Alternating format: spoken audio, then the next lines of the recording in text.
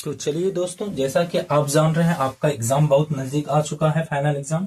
आइए मैं कुछ इंपॉर्टेंट क्वेश्चन ऑब्जेक्टिव टाइप लेकर आया हूं जो बोर्ड में कई बार पूछे गए हैं और इस तरह के क्वेश्चन पूछने के जो है ये शैली होते हैं दोस्तों। तो आइए पहला नंबर क्वेश्चन, आप ये क्वेश्चन इजी देखकर यह नहीं समझ लीजिएगा वास्तव में इजी है, इस तरह के क्वेश्चन पूछे गए और प्रॉपर वे में पूछे जाते हैं।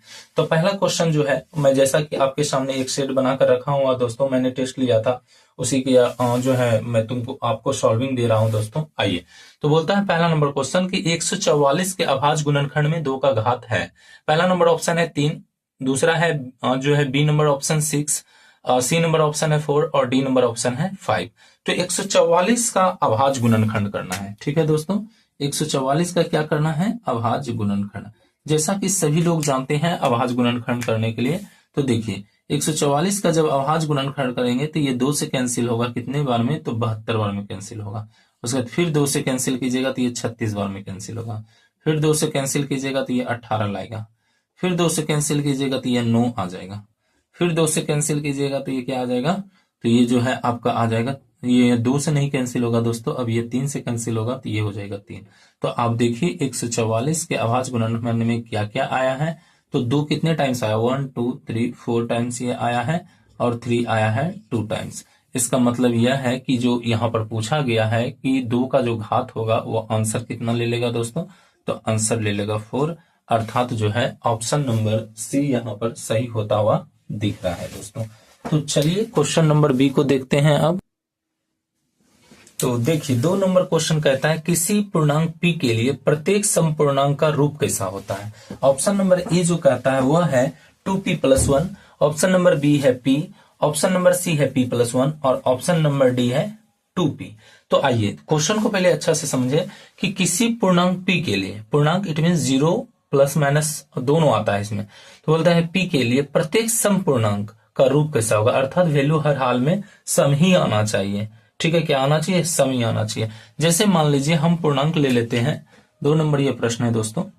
तो 2 नंबर प्रश्न में अब हम मान लीजिए पूर्णांक ले लेते हैं, पॉजिटिव नेगेटिव हर तरह का ले लेते हैं।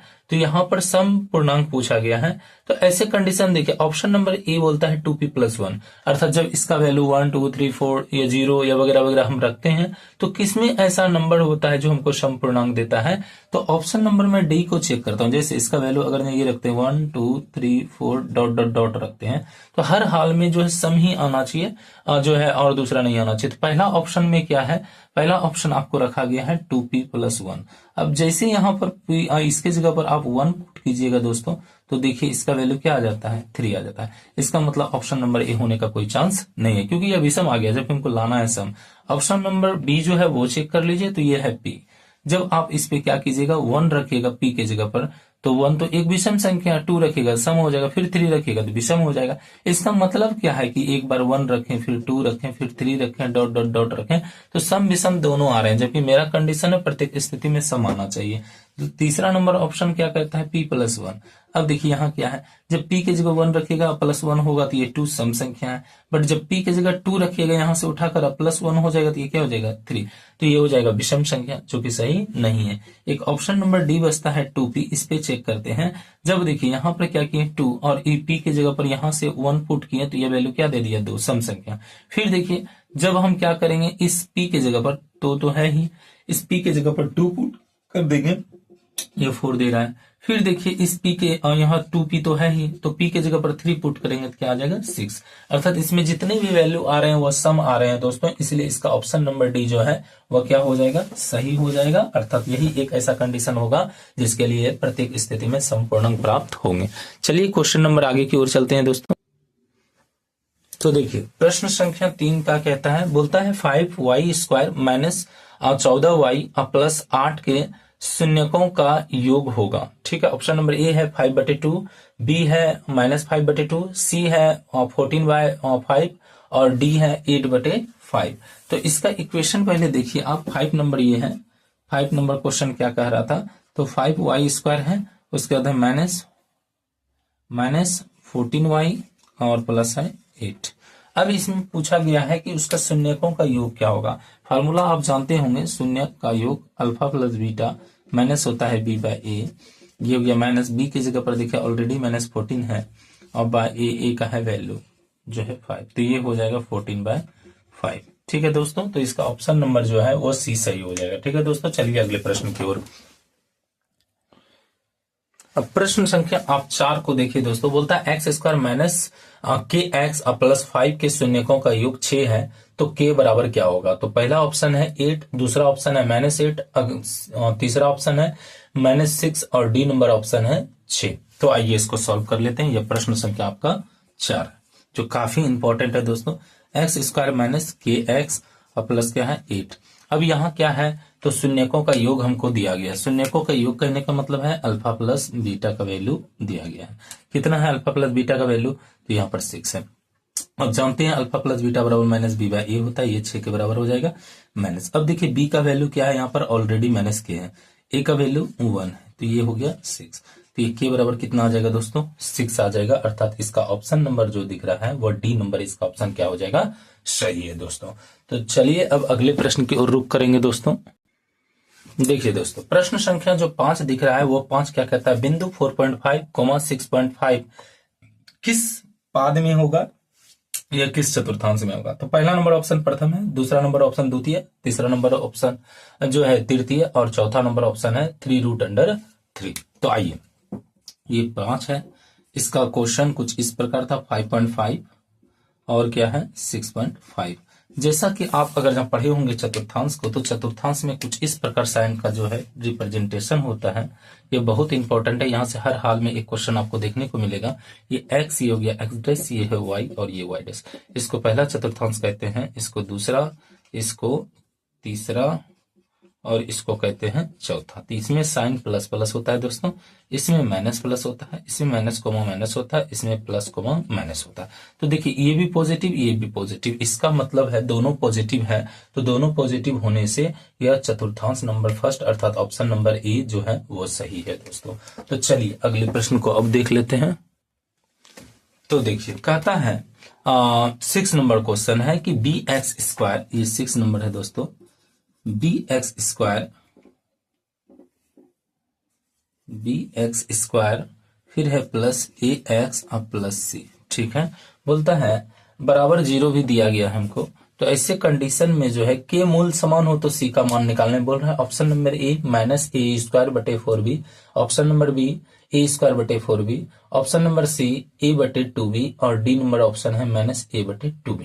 चलिए तो इसको सॉल्व कर लीजिए। तो यहाँ पर क्या था, मूल समान है। मूल कहने का मतलब है कि डी का वैल्यू समान है। डी मतलब डी जो है 0 के बराबर होगा। जब मूल समान हो जाता है तो डी के, ये कंडीशन है कोरिलेशन का है, डी इक्वल टू 0 हो जाता है।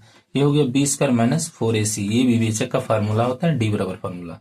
अब देखिए बी का वैल्यू क्या है ए स्क्वायर और 4 तो 4 है, ए का वैल्यू कितना है तो बी और सी का वैल्यू सी है, इज इक्वल टू कितना है तो ये हो गया 0। ध्यान से देखिए दोस्तों, तुमको सी बराबर निकालना है कि क्या होगा। तो अब ये हो गया ए स्क्वायर माइनस 4bc, ये हो जाएगा 0। अब क्या करना होगा हमको, तो इसको उधर लेकर चले जाते हैं, ए स्क्वायर ये प्लस में बदल जाएगा 4bc। हमको इसमें सी निकालना, क्या करना होगा 4b को भाग में लाना होगा, अर्थात ए स्क्वायर बटे हो जाएगा 4b, ये हो जाएगा सी। इसलिए सी इज इक्वल टू हो जाएगा ए स्क्वायर बटे कितना 4b। अर्थात आप जो देख पा रहे हैं इसमें ऑप्शन नंबर जो है वो बी सही है, अर्थात ए स्क्वायर बटे 4b। तो आपको समझ में निश्चित रूप से आ गया होगा। यह क्वेश्चन नंबर 6 था। चलिए क्वेश्चन नंबर 7 पर चलते हैं दोस्तों। चलिए देखिए क्या कहता है, बोलता मूल बिंदु से बिंदु P अर्थात -a, -b की दूरी है। तो चलिए इसका हम देख लेते हैं। ये 7 नंबर है। क्या क्या हमको मिला है, तो P मिला है -a, -b। अब मूल बिंदु से दूरी के लिए फार्मूला होता है, मूल बिंदु से दूरी के लिए, मूल बिंदु से दूरी, तो ये फार्मूला डायरेक्ट हो जाता है √x² प्लस वाई स्क्वायर। अब इसमें क्या करना है दोस्तों, तो वैल्यू पुट कर दीजिए। पहला वाला x कहलाता है, दूसरा वाला y। तो पहला वाला हो गया -a का क्या होल स्क्वायर और दूसरा वाला हो जाएगा -b का क्या होल स्क्वायर। तो यहाँ पर हो जाएगा a स्क्वायर और प्लस कितना b स्क्वायर। ऑप्शन देखिए कहाँ है दोस्तों, तो ये ऑप्शन नंबर जो है आपको ए में ही सही मिल जाएगा, √a² प्लस b²। तो इस प्रकार मैंने क्वेश्चन नंबर 7 भी सॉल्व कर दिया दोस्तों। आइए क्वेश्चन नंबर 8 की ओर चलते। तो देखिए क्वेश्चन कहता 8 नंबर, त्रिभुज एबीसी में जो है AB² बराबर BC² प्लस CA², तो C का कोण कितना होगा। ऑप्शन नंबर ए है 30 डिग्री, बी है 90 डिग्री, सी है 45 डिग्री और डी है 60 डिग्री। तो सबसे पहले आप क्या कीजिएगा, एक त्रिभुज बनाइएगा दोस्तों। ये एक समकोण त्रिभुज है आपके लिए, इसमें नेम होगा ए, यहाँ पर देखिए कुछ नेम अलग है, ये है सी और ये क्या बी। यहाँ पर क्या गिवन है, तो ए बी स्क्वायर यहाँ पर हमको दिया गया, ये क्वेश्चन नंबर 7 था, इसमें दिया गया है कि ए बी का स्क्वायर, ए बी स्क्वायर बराबर हो जाएगा बी सी का स्क्वायर और प्लस हो जाएगा सी ए का स्क्वायर। ध्यान से देखें, तो यहाँ पर क्या है, अगर जब देखा जाए तो ये दोनों, ये कर्ण कहलाता है, एच कहलाता है, इसको आप पी मान सकते हैं, इसको बी मान सकते हैं। यहाँ पर पाइथागोरस लागू हो रहा है। पाइथागोरस में क्या कहता था, एच स्क्वायर बराबर पी स्क्वायर और प्लस क्या है, तो यहाँ पर जो है पहले बी वाला पार्ट है, पी स्क्वायर प्लस क्या हो जाएगा पी स्क्वायर, तो उल्टा कर भी लिखिएगा तो वही होगा, एच स्क्वायर बराबर P square plus B square. इसका कहने का यह मतलब जब एच के सामने जो कोण होगा, इस स्थिति में जब पाइथागोरस होता है तो उस स्थिति में अगर कर्ण का स्क्वायर बराबर लंब का स्क्वायर प्लस आधार स्क्वायर हो जाए तो ये कितना डिग्री आता है, 90 डिग्री। इसका मतलब है ऑप्शन नंबर बी जो है वो सही होगा दोस्तों। तो ये हो जाएगा कितना, तो ये हो जाएगा 90 डिग्री, अर्थात ऑप्शन नंबर बी। चलिए क्वेश्चन नंबर 9 की ओर चलते हैं दोस्तों। तो देखिए क्वेश्चन नंबर 9 कहता है किसी वृत्त के व्यास के दोनों सिरों से खींची गई स्पर्श रेखाएं हमेशा क्या होती है। ऑप्शन नंबर ए है समानांतर, बी है लंबवत, तीसरा है प्रतिच्छेदी रेखा और अगला डी है नन ऑफ दिस, कोई नहीं। तो सबसे पहले एक वृत्त बनाइए, ये हो गया। अब इससे हमने क्या किया, एक व्यास खींच दिया। अब देखिए व्यास के दोनों इंड से, किसी वृत्त के व्यास के दोनों सिरे से खींची गई स्पर्श रेखा। अब यहां से क्या करेंगे, हम स्पर्श रेखा खींचेंगे, एक ये हो गया, अब दूसरा यहां से खींच, तो ये ए बी और सी डी। ये क्वेश्चन हमारा जो है वो 9 है। तो देखिए बोलता है ए बी और सी डी में क्या रिलेशन है, कुछ नहीं, दोनों क्या होता है समानांतर हो जाता है, अर्थात A B parallel C D. जब भी किसी व्यास से दो सिरों पर स्पर्श रेखाएं खींची जाएगी तो ये दोनों आपस में क्या हो जाएगा, समानांतर हो जाएगा, अर्थात ऑप्शन नंबर आप ए लगाइए, समानांतर। चलिए क्वेश्चन नंबर 10 की ओर चलते हैं दोस्तों।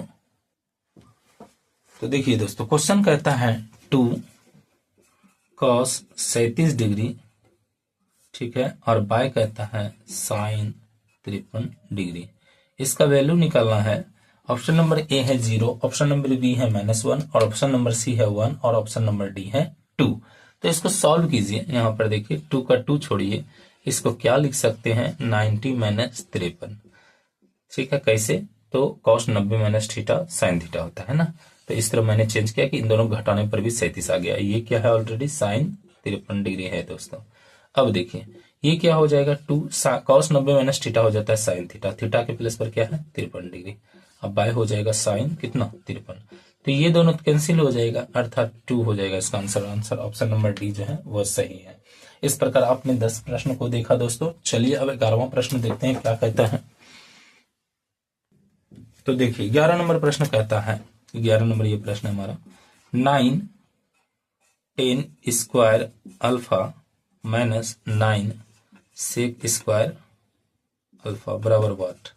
ऑप्शन नंबर ए कहता है ए मतलब ए नंबर ऑप्शन है 9, बी नंबर ऑप्शन है -9 और सी नंबर ऑप्शन है 0 और डी नंबर ऑप्शन है 1। तो चलिए इसको सॉल्व करते हैं दोस्तों कि इसका आंसर क्या होगा। तो देखिए सबसे पहले हम क्या करते हैं, 9 कॉमन ले लेते हैं, तो बचता क्या है 10 स्क्वायर अल्फा और माइनस सेक स्क्वायर अल्फा। अब इसमें देखिए फार्मूला एक्चुअली हम सब पढ़े हुए हैं, सेक स्क्वायर थीटा और माइनस 10 स्क्वायर थीटा बराबर होता है 1, ठीक है 1 होता है। तो यहां पर से हम क्या करेंगे, माइनस को कॉमन ले लेंगे, तो ये माइनस कॉमन लेने पर जो माइनस है वो प्लस और जो प्लस है वो माइनस बन जाएगा।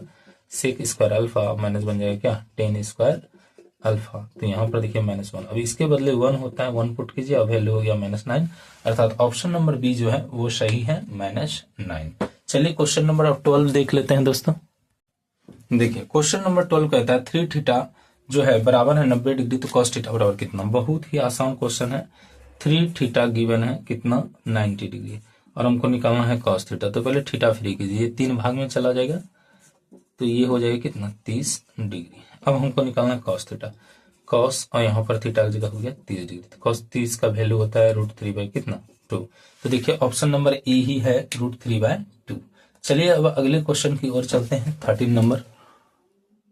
चलिए दोस्तों तो प्रश्न कहता है कि आंकड़े 12 17 81 26 38 42 57 62 का परिसर निकालना है। तो देखिए दोस्तों, इसमें क्या होता है, सबसे पहले तो आप ये जानिए परिसर होता क्या है। परिसर का फॉर्मूला देखा जाए तो उच्च सीमा माइनस हो जाता है निम्न सीमा, अर्थात जो उच्च वैल्यू है उसमें छोटे वाले वैल्यू घटा दीजिए, परिसर निकल जाता है। बहुत ही आसान। तो यह सबसे उच्च सीमा क्या है 81 और सबसे मिनिमम क्या है वह है 12। अब इन दोनों को घटाइए, आंसर कितना है 69, अर्थात ऑप्शन नंबर डी में ये आपको मिल जाएगा जो है 69। आइए क्वेश्चन नंबर अगला देखते हैं दोस्तों क्या है। चलिए तो क्वेश्चन देखिए ये दोस्तों 14 नंबर, 45 तथा 60 का मोसो क्या होता है। 45 और 60 है। मोसो कहने का मतलब है महत्तम समवर्तक क्या होता है। ऑप्शन नंबर ए है 45, option number B 3, option number C 1 और ऑप्शन नंबर डी है 15। तो जब ऐसा हो तो आप भाग मेथड से या गुणनखंड मेथड से बना सकते हैं। देखिए हम क्या करते हैं, छोटे नंबर से बड़े में एचसीएफ फाइंड करने के लिए कुछ इस प्रकार करते हैं दोस्तों। 45 रेस्ट कितना रह गया यह, तो आप 15 से 45 में डिवाइड कीजिए तो ये कितने टाइम्स में कट जाएगा 3 टाइम्स में, 45 कैंसिल हो जाएगा। इसका मतलब है कि ऑप्शन नंबर जो आप देख रहे हैं 14 का वह आपको मिल जाएगा डी, अर्थात 15 इसका आंसर हो जाएगा दोस्तों। चलिए तो 45 नंबर क्वेश्चन है cos 90 माइनस थीटा बराबर क्या होता है। ऑप्शन नंबर ए है cos 90 plus cos theta, option number B है sin theta, option number C है minus sin theta, option number D है माइनस cos थीटा। तो जैसा कि आप फार्मूला जानते हैं, ये है 15 नंबर प्रश्न। जैसा कि आप फार्मूला जानते हैं cos 90 माइनस थीटा बराबर क्या होता है दोस्तों, तो ये होता है sin थीटा, अर्थात इसका ऑप्शन नंबर जो आपको दिखता होगा वो ऑप्शन नंबर जो है वो बी सही होगा। और यही इसका फार्मूला होता है डायरेक्ट वे में, इसको याद रखिए ताकि वहां आसानी से यह सॉल्व हो सके। चलिए दोस्तों अगले क्वेश्चन की ओर चलते हैं। तो देखिए प्रश्न कहता है 16 नंबर कि निम्न बहुपद नहीं है। हमको ये बताना है कि कौन सा बहुपद नहीं है। अगर ध्यान से देखिएगा तो ऑप्शन नंबर ए है 2/3 x plus 1, option number B जो है वह है कितना दोस्तों, तो ये हो गया 2 माइनस एक्स स्क्वायर प्लस हो गया 3x। ऑप्शन नंबर सी देख लीजिए क्या है, तो ऑप्शन नंबर सी है 1/x माइनस 1 और ऑप्शन नंबर डी क्या है, ये हो गया x3। अब ध्यान से देखिए, जब भी कोई चर राशि होता है वो बाय फॉर्म में नहीं दिखना चाहिए। यहाँ पर बाय नहीं है, ये बहुपद है। यहाँ पर स्क्वायर ये पूर्ण संख्या, ये भी बहुपद है। यहाँ पर एक पूर्ण संख्या, ये भी बहुपद है। यहाँ देखिए 1/x माइनस 1 है, ये बाय के फॉर्म में है। इसका मतलब यही एक ऐसा क्वेश्चन, मतलब ये ऑप्शन है जो कि ये बहुपद नहीं, अर्थात हो जाएगा ऑप्शन 1/x माइनस 1 दोस्तों। मैंने इसे काफी डिटेल्स में जो है बनाया है, इस चैप्टर को 2 चैप्टर को आप वहां देखकर भी और इसको डिटेल्स में समझ सकते हैं। चलिए अगले क्वेश्चन की ओर चलते हैं। तो देखिए अगला क्वेश्चन क्या कहता है दोस्तों, कहता है संख्याएं 12, 15 और 21 का मोसो क्या होगा। ऑप्शन नंबर ए है 3, ऑप्शन नंबर बी है 5, ऑप्शन नंबर सी है 7 और ऑप्शन नंबर डी है 2। तो देखिए 3 संख्याएं हैं। पहली संख्या, ये क्वेश्चन नंबर 17 है। पहली संख्या क्या है 12, तो 12 का आप गुणनखंड कर लीजिए 2, 6, उसके बाद हो जाएगा 2 और 3, अर्थात 12 का गुणनखंड कुछ इस प्रकार हो गया। उसी प्रकार 15 का गुणनखंड देखिए 3 और 5 आ रहा है, और 21 का देखिएगा तो क्या आएगा 3 और 7 आ जाएगा, अर्थात 12 का गुणनखंड हो गया 2 गुना 2 गुना 3। 15 का गुणनखंड दिख रहा है 3 गुना 5, और अगला जो है 21 का गुणनखंड दिख रहा है 3 गुना 7। देखिए एचसीएफ फाइंड करने के लिए क्या करना पड़ता है, कॉमन पार्ट को लेना पड़ता है। तीनों में ऐसा कौन सा नंबर है वो जो कॉमन दे रहा है, तो ये देखिए यहाँ भी 3 है, यहाँ भी 3 है, यहाँ भी 3 है। इसका मतलब इसका उत्तर कितना हो जाएगा एचसीएफ के रूप में, यह हो जाएगा 3 दोस्तों। यह 17 नंबर हमारा प्रश्न था। अब हम चलेंगे 18 नंबर प्रश्न की ओर। चलिए तो पूछा जा रहा है 18 नंबर की 22/7 जो है, ये 18 नंबर है दोस्तों। 22/7 जो है वह कैसी संख्या है, परिमेय संख्या है, अपरिमेय संख्या है, पूर्णांक संख्या है या कोई नहीं, इसमें मतलब कोई संख्या नहीं है। तो आप जानते हैं 22/7 जो है वह एक परिमेय संख्या है। क्यों? क्योंकि इसका ऑप्शन जो ए नंबर ऑप्शन सही होगा, परिमेय संख्या। कारण उसका यह है दोस्तों, क्योंकि जो परिमेय संख्या का परिभाषा है कुछ इस प्रकार है, पी वाई, किसी भी नंबर को पी वाई क्यू के रूप में लिखते हैं और क्यू इज नॉट इक्वल। तो देखिए पी वाई क्यू के रूप में लिखा गया और क्यू इज नॉट इक्वल, मतलब क्यू का वैल्यू 0 नहीं है। तो ऐसे कंडीशन में ये जो हो जाएगा एक परिमेय संख्या होगा, ऑप्शन नंबर ए सही होगा। चलिए दोस्तों अगले प्रश्न की ओर चलते हैं। देखिए 19 नंबर प्रश्न कहता है कि 2, 6, 10 के प्रथम 11 पदों का योग क्या होगा। तो ऑप्शन नंबर ए है 240, ऑप्शन नंबर बी है 242, ऑप्शन नंबर सी है 248 और ऑप्शन नंबर डी है 200। तो देखिए दोस्तों ये सीरीज कुछ इस प्रकार था। ये क्वेश्चन नंबर 19 है, 2, 6, 10 ... 11 पद तक हमको चलना है। तो ए का वैल्यू यहाँ क्या है 2, डी का वैल्यू निकालिए, दूसरे पद में पहले को घटाइए, डी निकल जाएगा, अर्थात हो जाएगा 4। और हमको निकालना एन का वैल्यू कितना दिया 11, तो हमको निकालना एस 11 पदों का योग, अर्थात हो जाएगा, अच्छा यहाँ पर पहले फार्मूला तो जान लीजिए एस एन का, तो क्या हो जाएगा n/2a प्लस हो जाएगा 2a plus n-1 into D, ये होता है फार्मूला। अब हम क्या करेंगे, n का वैल्यू 11/2 रख देंगे, ठीक है, और ये 2 और ए का वैल्यू कितना है 2 प्लस n का वैल्यू कितना है 11 और माइनस हो जाएगा 1, डी का वैल्यू कितना है तो 4। ठीक है दोस्तों, ये हो गया 11/2 और ये देखिए हो गया 4, ये हो जाएगा कितना 10, 10 गुना 4 हो गया 40। अब हो जाएगा 11/2 और ये दोनों मिलकर 44 हो जाएगा, ये कटेगा इससे कितने बार में, तो ये कट जाएगा 22 बार में। अब इसको क्या कीजिएगा, गुना कर लीजिए, 22 गुना 11, तो क्या आ रहा है 2 2 और गुना हो जाएगा 2 2, तो ये हो जाएगा 242, अर्थात यहाँ पर आंसर हो जाएगा 200 कितना 42, अर्थात आप जो देख रहे हैं ऑप्शन नंबर बी वही इसका क्या हो जाएगा 19 नंबर का आंसर हो जाएगा दोस्तों। चलिए अगले क्वेश्चन की ओर चलते हैं। तो देखिए क्वेश्चन कुछ इस प्रकार है, 20 नंबर क्वेश्चन कहता है कि x² प्लस 1/x² का वैल्यू कितना है तो 34 है। तब हमको कहा जा रहा है x प्लस 1/x का वैल्यू कितना होगा। ऑप्शन नंबर ए है जो है इसमें दोस्तों कितना है तो 3, option number B 4, option number C है 5, ऑप्शन नंबर डी -2 और एक ऑप्शन नंबर ई भी हमने बनाया है जो कि ये क्या है तो 6 दिया गया है। चलिए इसको सॉल्व करने के लिए हमको करना क्या होगा, ध्यान से देखिए, ये a² प्लस b² जैसा फॉर्मूला दिख रहा है ना, इसको हम क्या करते हैं तो आप ध्यान से देखिए, x² प्लस 1/x है दोस्तों और इधर क्या है 34 दिया गया। हम दोनों साइड 2 ऐड करते हैं, इससे प्रॉफिट क्या होगा तो वो देखिए, ये क्या हो गया a², ध्यान से देखिए एक फार्मूला होता है a प्लस b का क्या होल स्क्वायर, इसको देखिएगा तो कुछ इस प्रकार दिखेगा a² प्लस 2a b और प्लस हो जाता है b²। तो देखिए ये टर्म यहाँ पर हमारे पास है, यहाँ पर ध्यान से देखिए ये टर्म हमारे पास है, ये दोनों टर्म, ये बीच वाला टर्म गायब है, क्यों, क्योंकि यहाँ x कैंसिल होने की वजह से ऐसा हो गया। तो इसका मतलब है कि यहाँ बीच में 2 रहा होगा, इसलिए हमने क्या किया दोनों बगल 2 को ऐड कर दिया। अब ये फार्मूला पर चलाएगा a प्लस बी का क्या होल स्क्वायर। ठीक है दोस्तों, ये बन जाएगा a प्लस बी का होल स्क्वायर, ये बन जाएगा 36। अब क्या करेंगे, रूट हटाएंगे, स्क्वायर हटाएंगे तो ये रूट आ जाएगा 36 और इसका वैल्यू हो जाएगा +-6। लेकिन ऑप्शन में ऑप्शन नंबर डी सिर्फ और सिर्फ 6 है, इसीलिए इसका आंसर क्या हो जाएगा +6 हो जाएगा दोस्तों। तो इस प्रकार मैंने आपको 20 क्वेश्चन बताया दोस्तों। इसी तरह का मैं और इंपॉर्टेंट क्वेश्चन लेकर आऊंगा। यदि वीडियो पसंद आ रहा हो तो आप जरूर लाइक करें, शेयर करें, सब्सक्राइब करें, ताकि ज्यादा से ज्यादा मुझे मोटिवेशन मिले और मैं अधिक से अधिक वीडियो आपके लिए लेकर आऊं। आप कमेंट करें कि आपको किस सेक्शन पर ज्यादातर वीडियो चाहिए और इसी तरह का वीडियो अगर ना चाहिए तो आप जरूर जो है कमेंट करें। थैंक यू, बाय बाय, मिलते हैं अगली वीडियो।